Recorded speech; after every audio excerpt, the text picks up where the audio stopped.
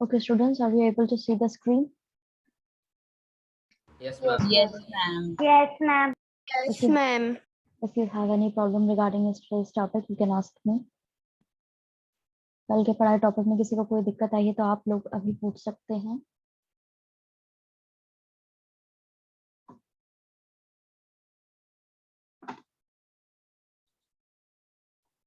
No, ma'am. What about others? No, ma'am. No, ma'am. No, ma'am. Okay. So yesterday we started this first para 3.1, the romantic imagination and national feeling. हमने ये पढ़ लिया था. इसके अंदर हमने basically ये देखा था कि कैसे जो देशभक्ति की भावना है वो उस समय के लोगों ने अपने कल्चर को एक इम्पोर्टेंस देकर के भी करी थी. यानी कि कल्चर जो था उनका उसने इम्पोर्टेंट रोल प्ले किया था लोगों के अंदर देशभक्ति की भावना को जगाने में या जागृत करने में. अब वो कैसे किया था? वो आर्ट, पोइट्री, स्टोरीज, म्यूजिक की मदद से किया था, जिससे सारे ही लोग जो है उनके मन में देशभक्ति की भावना आए. Let us look at the romanticism and cultural movement which sought to develop a particular form of nationalist sentiment. अब इस चीज को जो ये रोमांटिसिज्म बताया गया है, ये टर्म दी गई है, यहाँ पे बेसिकली ये कल्चरल मूवमेंट के लिए बोला गया है, जिसके तहत जिसके जरिए से वहाँ के लोगों के अंदर जो देशभक्ति की भावना है उसको डेवलप किया गया था. ये अपने आप में अलग ही तरह की पर्टिकुलर फॉर्म है जिसकी हेल्प से ये चीज की गई थी. इस पूरी ये जो देशभक्ति वाली फीलिंग जो है इसको जागृत करना और जगाना एज इन कल्चर की मदद से, इसी चीज को बोला गया है romanticism. Romantic artist and poets generally criticize the glorification of reason and science. अब जो उस समय के रोमांटिक आर्टिस्ट थे या जितने भी पोएट थे वो क्या करते थे? जनरली निंदा करते थे या क्रिटिसाइज करते थे या उस चीज को ज्यादा इम्पोर्टेंस नहीं देते थे. और किस चीज को इम्पोर्टेंस नहीं देते थे? जो ये साइंस वहां पे चल रही थी या लॉजिकल बातें जो होती हैं, फैक्ट्स और फिगर्स जो होते हैं, उस चीज को ये ग्लोरीफाई नहीं करते थे. और अगर उसकी कोई चीज कर भी रहा होता था, उसकी बड़ाई कोई कर भी रहा होता था, तो ये सिंपली उसको क्रिटिसाइज करते थे. Unfocused instead on emotions, intuition and mystical feelings. और ये उसके oppositely किस चीज पे फोकस करते थे? इमोशंस पर, भावनाओं पर और इंट्यूशंस पर, या जो रहस्यमयी फीलिंग्स हैं उस पर. और ऐसा ये इसलिए करते थे क्योंकि ये लोग किससे बिलोंग करते थे? ये कौन सी कैटेगरी से आते थे? ये आते थे आर्टिस्ट वाली category. Conservatives. No, not conservatives. ये आते थे आर्टिस्ट की कैटेगरी से. आर्टिस्ट और पोएट जो होते हैं वो बेसिकली अपने इमोशंस को ज्यादा इंपॉर्टेंस देते हैं, ना कि लॉजिक को. Their effort was to create a sense of a shared collective heritage, a common cultural past as the basis of a nation. इनके जो ये efforts थे ये basically इसलिए ये इतने अपने efforts लगा रहे थे जिससे ये सबके अंदर एक proper cultural जो इनका heritage है as in एक कलेक्टिव हेरिटेज की तरह देखा जाए, यानी कि जो उनके कस्टम्स और ट्रेडिशंस और वो सारी चीजें जो है उसको कलेक्टिवली देख करके एक लोगों के अंदर भावना ये लेकर के आना कि आप लोग एक कॉमन आप लोगों का एक कॉमन पास्ट रहा है, आपकी एक कॉमन हिस्ट्री रही है, आप सब लोग एक ही जगह को बिलोंग करते हैं. ये वाली चीज जो है ये इन लोगों ने इसीलिए अपने एफर्ट्स लगाए थे अपनी पोइट्रीज, अपने म्यूजिक, अपने सॉन्ग्स के थ्रू, कि लोगों के अंदर ये चीज जो है वो उनको रियलाइज करवा पाए वहाँ के जितने भी सिटीजन्स हैं. और यही चीज जो है आगे जाके किसी भी नेशन का बेसिस बनती है जब तक वहाँ के लोगों को समझ में आए. जैसे कि इंडिया के कॉन्टेक्स्ट में अगर ये बात की जाए तो इंडिया के लोगों को सिंपली बोला जाता है कि ये धरती हमारी माँ है, भारत भूमि, इस तरीके से. तो लोगों के अंदर ये फीलिंग आ पाती कि हाँ भाई हम एक ही नेशन को बिलोंग करते हैं. तो वही चीज यहाँ पे भी इन लोगों ने, जो आर्टिस्ट और पोएट्स थे, उन्होंने इस तरीके से कोशिश करी थी through that romanticism. Is it clear? Yes, Yes, ma'am. ma'am. Yes, ma'am. Okay. Other romantics such as the German philosopher Johann Gottfried Herder (1744 to 1803) claimed that true German culture was to be discovered among the common people. Das Volk. अब क्या है यहाँ पर एक और दूसरे जो Romantics हुए हैं, यानी कि दूसरे रोमांटिसिज्म को बिलोंग करने वाले या इस चीज को प्रोत्साहन करने वाले जो लोग हैं उनमें एक जर्मन फिलोसोफर का नाम दिया गया है जोहानन गॉटफ्राइड हर्डर, जो कि जिनका जन्म हुआ था 1744 में और जिनकी डेथ हुई थी 1803 में। इन्होंने ये चीज क्लेम करी है, बोला है कि जर्मन कल्चर जो है वो अभी भी डिस्कवर करना बाकी है, यानी अभी भी जो आम जनता है उन लोगों ने इस चीज को डिस्कवर नहीं किया है, जिसका नाम दिया है दास वोक। It was through folk songs, folk poetry, and folk dances that the true spirit of nation, folks joist, was popularized। अब यहाँ पे इन्होंने ये किस चीज के तहत बोला है कि आम जनता जो है उसके जो लोक गीत, लोक पोइट्री यानी कविताएं या लोक नृत्य जो है उसके थ्रू जो है ये लोगों को भी डिस्कवर करना बाकी है, जिससे उनके अंदर ये देशभक्ति वाली जो फीलिंग है, अपने जो देश की वाली फीलिंग है, वो अभी जागृत होनी बची है या वो डिस्कवर होनी बची है या उन लोगों ने अभी तक प्रॉपरली एक्सप्लोर नहीं की है। So collecting and recording these forms of folk culture was essential to project of nation building। तो उनका मानना था कि इस तरह की चीजों को कलेक्ट करना या रिकॉर्ड करना जो है वो बेसिक तरीका है किसी भी कल्चर को प्रिजर्व करने के लिए। किसी भी अगर आपको नेशन बिल्डिंग करनी है, यानी कि आपको एक देश को पूरी एकता के साथ में, यूनिटी के साथ में खड़ा करना है, तो उस चीज के लिए ये सारी चीजों को रिकॉर्ड करना और इनको कलेक्ट करना बहुत इम्पोर्टेंट है। समझ में आया? किसी को कोई दिक्कत इस पैराग्राफ में? Ma'am this wall repeat. Walk बोलेंगे इसको, वॉल्क नहीं बोलते हैं। Repeat. May I know who is asking? Ma'am this walk जो है ये कॉमन लोगों के लिए बोला जाता है, और वोक्स जॉइस्ट जो है ये वहाँ के नेशन की जो स्पिरिट है, to spirit of the nation, इस चीज के लिए बोला गया है, देशभक्ति की जो भावना होती है उसके लिए। So let's move on to the next paragraph. The emphasis of vernacular language and the collection of local folklore was not just to recover an ancient national spirit, but also to carry the modern nationalist message to large audiences who were mostly illiterate। अब ये जो vernacular language है, ये एक तरह की language है, ठीक है।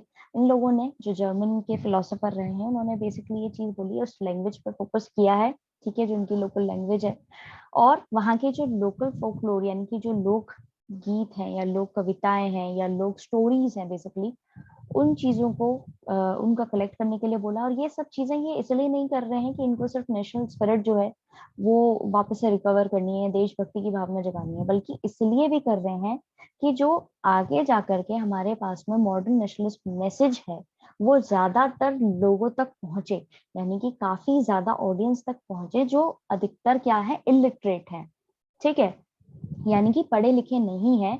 उनको हम ये चीजें कैसे समझा सकते हैं, देशभक्ति की भावना वाली उनके अंदर बात कैसे हम थोड़ी सी डेवलप कर सकते हैं, ये सारी जो फोक लोर चीजें हैं या फोक म्यूजिक हुआ या फोक पोइट्री हुई या फोक स्टोरीज हुई, इनके हेल्प से हम उन लोगों को समझा सकते हैं। This was especially so in the case of Poland, which had been partitioned at the end of 18th century by the great powers Russia, Prussia and Austria। अब ये स्पेशली ये चीज कहाँ पे देखी जा रही थी? पोलैंड के अंदर, जिसके 18th सेंचुरी के अंदर दो उन्होंने हिस्से कर दिए थे, ठीक है। और किन्होंने किए थे? जो वहाँ की ग्रेट पावर्स थी, रशिया, प्रूशिया और ऑस्ट्रिया ने। Even though Poland no longer existed as an independent territory, national feelings were kept alive through music and language. भले ही पोलैंड जो है वो अपनी नेशनल टेरिटरी जो है उसको मेंटेन नहीं कर पाया था, इंडिपेंडेंट टेरिटरी को मेंटेन नहीं कर पाया था, लेकिन फिर भी वहां के लोगों के अंदर ये भावना जो थी वो अभी भी जिंदा थी, उनके म्यूजिक के थ्रू और उनकी लैंग्वेज के थ्रू, यानी कि वहां के लोग जो उनकी पॉलिश लैंग्वेज हुआ करती थी उसको अभी भी मेंटेन करे हुए थे, प्रिजर्व करे हुए थे, और they were using that language, and through that language they were able to develop this feeling of nationalism. Karol Kerpensky was, for example, celebrated the national struggle through his operas and music, turning folk dances like the Polonaise and Mazurka into national symbols। अब यहाँ पे एक व्यक्ति का नाम दिया है जो कि खुद एक पोलैंड से बिलोंग करते हैं। इन्होंने यहाँ पर अपने नेशनल स्ट्रगल को कैसे सेलिब्रेट किया है, यानी कि जो संघर्ष चला है इसको कैसे सेलिब्रेट किया है, अपने ओपराज, यानी कि जो एक लार्ज म्यूजिक कॉन्सर्ट्स होते हैं, ठीक है। Opera music is a sort of a music जहाँ पे डिफरेंट इंस्ट्रूमेंट्स का यूज करके अलग तरीके का वो एक संगीत होता है, is a kind of different genre, okay, उसके थ्रू और म्यूजिक के थ्रू इन्होंने ये अपने फोक डांसेस जो है उनको यूज किया है, ठीक है, जिसमें इन्होंने डांस के फॉर्म्स यहाँ पे दिए हैं, पोलोनाइज और मजरूका, जिससे ये क्या रहे, इनके लोगों के अंदर एक नेशनल सिंबल की तरह ये जागृत रहे, यानी कि हाँ हमारा जो ट्रू ट्रेडिशन है या हमारा जो प्रॉपर कल्चर है उसको हम एकदम भूल नहीं जाए, उसकी भावना जो है वो लोगों के अंदर मेंटेन रहे और वो आगे आगे आने वाली जनरेशन तक भी कैरी ऑन हो। Is it clear? कुछ समझ में आ रहा है या Yes, ma'am. वापस से एक्सप्लेन करूं मैं ये पैराग्राफ? कोई दिक्कत किसी को? लास्ट लाइन बेसिकली यहाँ पे एक पोलैंड के व्यक्ति हैं, उन्होंने जो अपनी लेगेसी को मेंटेन किया है, अपने कल्चर को, अपने फोक डांसेस को, वो बताया गया है और ये उन्होंने किया है म्यूजिक के साथ में, ओपेरास और म्यूजिक के साथ में, जहाँ पे उन्होंने फोक डांसेस जैसे कि पोलोनाइज और मजरूका जो है उसको एक सिंबल की तरह यहाँ पे प्रेजेंट किया है कि ये हमारे नेशनलिस्ट सिंबल यानी हमारे देश के एक प्रॉपर सिंबल की तरह है, प्रतीक की तरह है, जिसको हमें भुलाना नहीं है। Okay, ma'am.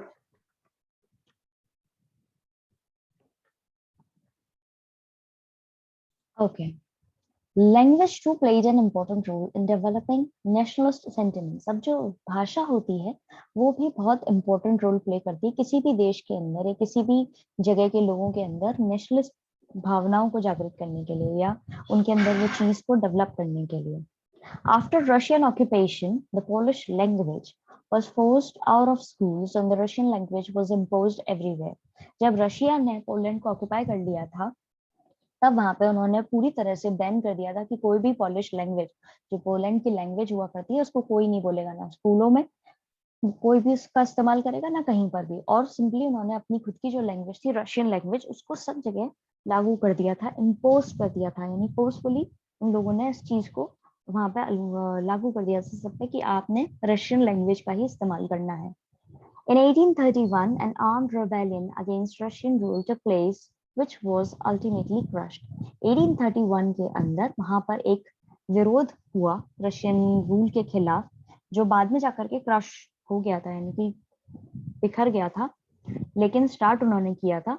Following this, many members of the clergy in Poland began to use language as a weapon of national resistance. अब 1831 के अंदर जो रिबेलियन हुआ, जो विरोध हुआ वहां पर रशियन रूल के खिलाफ, आगे जाकर के उसी तरह की चीजें इनके यहाँ पे होने लगी।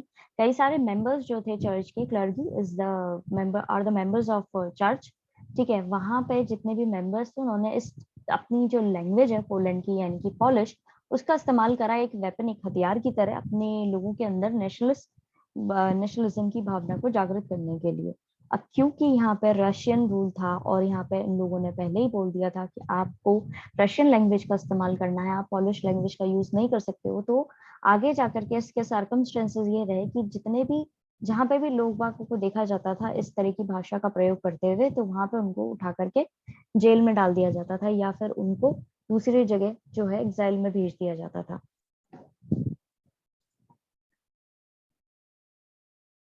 पॉलिश वॉज यूज्ड, अच्छा अब यहाँ पे इन्होंने अपनी लैंग्वेज का वेपन की तरह यूज कैसे किया है वो मैं अभी आपको आगे बता रही हूँ। क्या होता है जब किसी भी देश को कोई दूसरा देश कैप्चर कर लेता है, तो उन लोगों को जिन्होंने कैप्चर किया है, अगर उन लोगों को वहाँ की लोकल लैंग्वेज नहीं आती है तो वो अपनी भाषा के अंदर बोल करके किसी भी तरह का जो है उनके खिलाफ स्ट्रगल जो है उसको रूप दे सकते हैं या मूवमेंट स्टार्ट कर सकते हैं या कोई भी प्लानिंग या स्ट्रेटजी जो है उसको फॉलो अप कर सकते हैं। तो इस तरह से यूज किया जाता है लैंग्वेज का।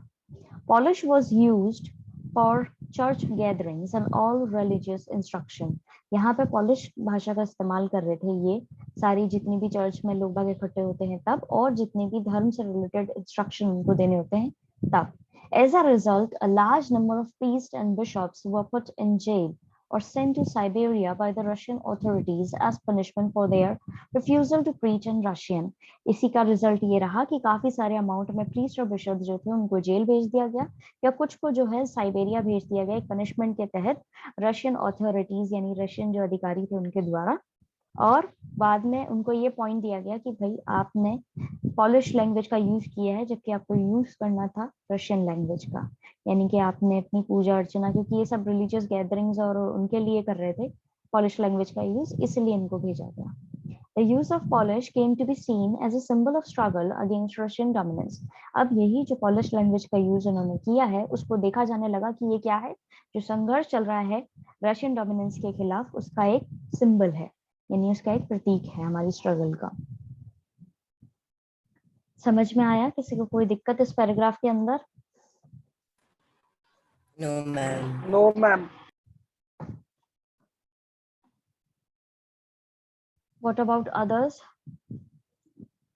No, ma'am. Yeah, okay. What are bishops? Sorry, No, ma'am. kindly repeat. Ma'am, bishops. बेटा बाइशॉप्स नहीं, बिशॉप्स होते हैं, रिलेटेड टू चर्च। जो बैप्टिज्म और इन सारी जो वहाँ के रिचुअल्स होते हैं उनको करवाते हैं। प्रीस्ट अलग होते हैं, बिशॉप्स अलग होते हैं, चर्च के अंदर होते हैं ये basically. Okay, ma'am. Okay, then 3.2, hunger, hardship and popular revolt. In the 1830s were years of great economic hardship in Europe. अब 1830s का जो साल थे, उस समय में यहाँ पे काफी आर्थिक दिक्कतें आई थी यूरोप के अंदर। The first half of the 19th century saw an enormous increase in population all over the Europe. अब जो पहला हाफ था 19th सेंचुरी का, यानी कि 1850 का जो टाइम था, उसके अंदर पॉपुलेशन जो है बहुत ज्यादा अमाउंट में बढ़ी थी यूरोप के अंदर। In most countries there were more seekers of job than employment. अब आपको पता ही है कि कहीं भी किसी भी जगह की अगर पॉपुलेशन बहुत ज्यादा बढ़ जाती है, तो वहां पे क्या हो जाता है, बेरोजगारी बहुत ज्यादा बढ़ जाती है, लोगों को एम्प्लॉयमेंट नहीं मिलता, अनएम्प्लॉयमेंट बहुत ज्यादा बढ़ जाता है। या करेक्ट। उसी तरीके से यहाँ की जो कंट्रीज थी यूरोप की, वहां पर भी अनएम्प्लॉयमेंट बहुत ज्यादा बढ़ गया था, यानी लोग बाग जो है वो जॉब ढूंढ रहे थे। Population from rural areas migrated to cities to live in overcrowded slum. अब ये जो जनसंख्या थी रूरल एरियाज यानी कि गांव के जो एरियाज थे, वहां से ये लोग मूव करके शहरों की तरफ जा रहे थे, और कैसी जगहों पर रहने के लिए ये मजबूर थे, जो ओवर क्राउडेड स्लम्स होते हैं, यानी भीड़ भाड़ वाला इलाका होता है, और जहाँ बहुत ज्यादा गरीबी होती है, जहाँ प्रॉपर सैनिटेशन की फैसिलिटी नहीं होती है, इन सारी जगहों पर ये रहने के लिए मजबूर थे। Small producers in towns were often faced with stiff competition from imports of cheap machine-made goods from England. अब उस समय में क्या हो रहा था, जो ये मिड 19th सेंचुरी की बात हो रही है, 1850s की, उस समय में यूरोप के अंदर तो ये सब चीजें चल ही रही थी, ठीक है। अब जो इंग्लैंड था, वहां पर इंडस्ट्रियलाइजेशन चल रहा था, यानी कि वहां पर वो लोग काफी एडवांसमेंट ले आए थे टेक्नोलॉजीज के अंदर, और काफी उन्होंने मशीन सेटअप कर दी थी, और काफी ज्यादा इम्प्रूवमेंट हो चुका था वहाँ की चीजों में। तो उसकी वजह से इन पर क्या असर पड़ रहा था, वहां पे इंडस्ट्रियलाइजेशन काफी अच्छे से बढ़ गया था, तो वहां से बनी हुई जो सामान था उसकी क्वालिटी भी बहुत अच्छी थी और वो सस्ता भी पड़ रहा था। तो यहाँ के जो स्मॉल प्रोड्यूसर्स थे, जो शहरों के अंदर छोटी छोटी जगहों पे अपने हाथ से काम कर रहे थे, या सस्ती मशीनों से काम, सस्ती मशीनों नहीं, जो अपने हाथ से काम कर रहे थे बेसिकली, उनका सामान बिक नहीं रहा था, उनको बहुत ज्यादा कंपटीशन झेलना पड़ रहा था कि जो भी सामान बाहर से आ रहा था इंपोर्ट करवा करके, इंग्लैंड ने उस समय क्या स्टार्ट किया था कि वो सामान जो है अपने यहाँ से बना करके दूसरे देशों में या दूसरे कॉन्टिनेंट्स के अंदर वो प्रोवाइड करा रहा था। तो वो सस्ते दामों पर मिल रहा था और अच्छी क्वालिटी का मिल रहा था, तो ऑब्वियस सी बात है, जब सस्ते दामों पे अच्छी क्वालिटी की चीज मिलेगी तो लोग बाग उसकी तरफ जाएंगे और वो उस चीज को खरीदेंगे, बजाय जो उनके यहाँ पे लोकल लोग हैं, स्मॉल प्रोड्यूसर्स हैं, वो जो बना के बेच रहे हैं उसको ज्यादा इंपॉर्टेंस नहीं देंगे। तो यहाँ के स्मॉल प्रोड्यूसर्स यानी कि जो छोटे व्यापारी थे, उनको भी काफी ज्यादा कंपटीशन देखना पड़ रहा था और वो स्ट्रगल कर रहे थे। Okay. From imports of cheap machine-made goods from England, where industrialization was more advanced than on the continent. वही चीज जो मैंने भी आपको एक्सप्लेन करी कि वहाँ बहुत ज्यादा एडवांसमेंट आ गया था इंग्लैंड में, इसीलिए वो सब जगह सामान बेच रहा था, और उसकी वजह से बाकी जगहों पर दिक्कतें आ रही थी। एक तो पहले पॉपुलेशन ज्यादा, ऊपर से काफी लोग जो है वो रूरल एरिया से शहर की तरफ आ गए हैं, और फिर वहां पर जॉब ढूंढ रहे हैं, साथ ही साथ जो है साथ जो है वो अपने लोग जो है वहाँ के स्मॉल प्रोड्यूसर्स जो उनकी दुकानें भी नहीं चल रही, तो बहुत ज्यादा ये सारी चीजें। अच्छा, अब ये सारी चीजें जो है ये आर्थिक मुसीबतों के अंदर आएगी। इकोनॉमिक हार्डशिप जो है उसकी कैटेगरी में आपने ये सारे पॉइंट्स लिखने हैं। This was especially so in textile production, which was carried out mainly in homes or small workshops and was only partly mechanized. अब ये सारी चीजें जो हैं, सारी दिक्कतें जो है दिक्कत टेक्सटाइल प्रोडक्शन में, यानी कि कपड़ा का जो व्यापार होता है या प्रोडक्शन होता है, वहाँ ज्यादा आ रही थी क्योंकि अधिकतर वो चीजें छोटे घरों में या स्मॉल वर्कशॉप्स में बनती थी और बहुत कम वहाँ पे पार्टली मैकेनाइज्ड, यानी बहुत कम उनके पास में मशीन वगैरह थी। In those regions of Europe where the aristocracy still enjoyed power, peasants struggled under the burden of the feudal dues and obligation. अब बाकी regions जो थे यूरोप के, जहाँ पे अभी भी aristocracy जो है वो लागू थी, या वहाँ पे वो लोग जो पावर में थे वो अभी भी enjoy कर रहे थे अपनी सारी privileges, वहाँ के जो peasants थे उनको क्या दिक्कतें आ रही थी, वो अभी भी जो burden था feudal dues का, यानी जो कर्जा था या जो obligations उन पे लगे हुए थे feudalism के, feudal system के, वो अभी भी उस चीज से स्ट्रगल कर रहे थे। The rise of food prices or a year of a bad harvest led to widespread pauperism in town and country. Pauperism का मतलब होता है poverty. तो क्या हो रहा था, अब पॉपुलेशन बढ़ गई है, दिक्कतें बहुत है, अनएम्प्लॉयमेंट बहुत ज्यादा है, तो खाने की प्राइसेस जो है वो ज्यादा दामों पर, खाना जो है वो ज्यादा दाम पर बिक रहा था, या फिर कभी जैसे अच्छी खेती बाड़ी नहीं होती थी, तो वो भी एक रीजन बन जाता था महंगाई बढ़ने का। इससे क्या हो रहा था, सब जगह पोवर्टी, गरीबी जो है वो फैल रही थी, कंट्री में भी और कंट्री के टाउन्स में भी। इस पैराग्राफ के अंदर किसी को कोई दिक्कत? No, ma'am. क्लियर है सबको? Yes. Ma'am, what is the meaning of pauperism? Kindly repeat. Ma'am, widespread pauperism. तो पॉपुलिज्म का मतलब होता है पोवर्टी, यानी गरीबी। वाइड स्प्रेड पॉपुलिज्म यानी कि गरीबी जो है वो फैल रही थी। Okay, ma'am. Okay. The year 1848 was one such year. इसी तरह से ये जो अभी हमने आगे ऊपर हार्डशिप्स के बारे में पढ़ा है, उसी तरह से 1848 भी ईयर रहा था। Food shortages and widespread unemployment brought the population of Paris out on the roads. अब खाने की कमी और बहुत ज्यादा बेरोजगारी बढ़ने के कारण जो पेरिस की जनता थी, पॉपुलेशन थी, उनको रोड पे आना पड़ा। Barricades were erected and Louis Philippe was forced to flee.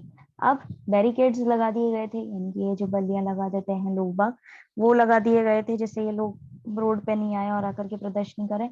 और इन्हीं का जो राजा थे लुई फिलिप, उनको जो हेड थे जिनको अपॉइंट किया गया था, उनको वहां से भागना पड़ा।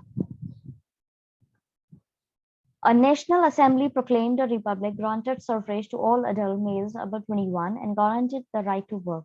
अब जो नेशनल असेंबली जो वहां पे अपॉइंट की गई थी, वहां पर जिसको रिपब्लिक बोला जा रहा था, उन्होंने सफरेज दिया, यानी कि लोगों को हक दिया राइट टू वोट का। और जितने भी मेल्स थे 21 से अबव, यानी कि जितने भी 21 साल से बड़े मेल्स थे, उन सबको ये राइट दिया गया और उनको राइट टू वर्क वाली ये भी दिया गया कि आपको गारंटेड वर्क मिलेगा, यानी आपको काम ही मिलेगा, राइट टू वर्क वाली चीज भी मिलेगी। National workshops to provide employment were set up. अब नेशनल वर्कशॉप्स जो है, यानी कि देश ने काम करना शुरू करा, असेंबली ने काम करना शुरू करा और उन्होंने पूरे नेशन के अंदर वर्कशॉप्स लगाई जिससे लोगों को रोजगार मिले, यानी नौकरी मिले। समझ में आया इस पैराग्राफ के अंदर कोई दिक्कत? No, ma'am. Okay. Ma'am, what is the meaning of flee? What is the meaning of? FLEE, flee. उड़ जाना, भाग जाना, बट बेसिकली भागने के लिए बोला जाता है, force to flee.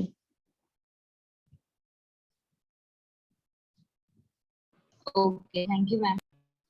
Okay, students, we are running out of time, so that's it for today. आज हम इतना ही पढ़ेंगे. We'll continue in our next class. Until then, please conjure up your problems. We'll sort out all of your problems into next class. Have a nice day ahead. God bless you all. Thank you, ma'am. Thank you, ma'am.